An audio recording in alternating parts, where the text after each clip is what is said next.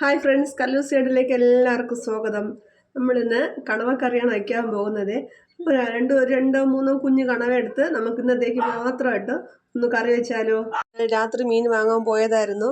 അപ്പോൾ കണവയും ഇത് കണ്ണൻ കൊഴിയാള, 2 കണ്ണൻ കൊഴിയാള 100 രൂപയായിരുന്നു. അതും വാങ്ങി, കണവയും വാങ്ങി. അപ്പം ഇന്ന് ഇത്രയും ആവശ്യമില്ല. ഒരു 2-3 കുഞ്ഞ് കണവ എടുത്ത് ഇന്നത്തേക്ക് വേണ്ടി മാത്രം തോരൻ വയ്ക്കാം. അപ്പം ഇനിയിപ്പോൾ ഇന്ന് ഈസ്റ്ററല്ലോ, ഞായറാഴ്ച ഈസ്റ്ററും ദുഃഖവെള്ളി പെസഹ വേണമെന്നൊക്കെ പറഞ്ഞിട്ട് 2-3 ദിവസത്തേക്ക് വേണ്ടി വാങ്ങിയതായിരുന്നു. അപ്പോൾ കല്യാണിക്ക് തോരൻ വയ്ക്കുന്നതിന് താല്പര്യം. അപ്പോൾ ഞാൻ പറഞ്ഞു എളുപ്പത്തിന് വേണ്ടി, എനിക്ക് എന്തായാലും രാവിലെ കടയിൽ പോകണമല്ലോ, അപ്പോൾ എളുപ്പത്തിന് വേണ്ടി ഇന്നത്തേക്ക് വേണ്ടി മാത്രം നമുക്ക് കറി വയ്ക്കാമെന്ന് പറഞ്ഞെല്ലാം സെറ്റാക്കി വെച്ചേക്കാണ്.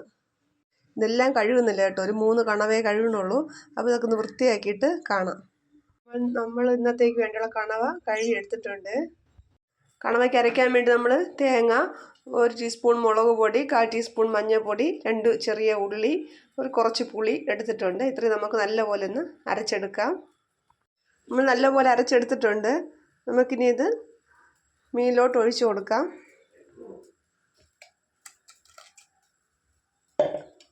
എല്ലാം ഒറ്റ കൈ കൊണ്ട് ചെയ്യണം കേട്ടോ, അതാണ് ക്യാമറയ്ക്ക് ഒരു ആട്ടം വരുന്നുണ്ട്.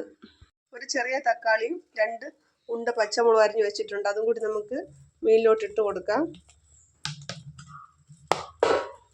നമുക്ക് ആവശ്യത്തിന് ഉപ്പും കൂടി ചേർത്ത് കൊടുക്കാം.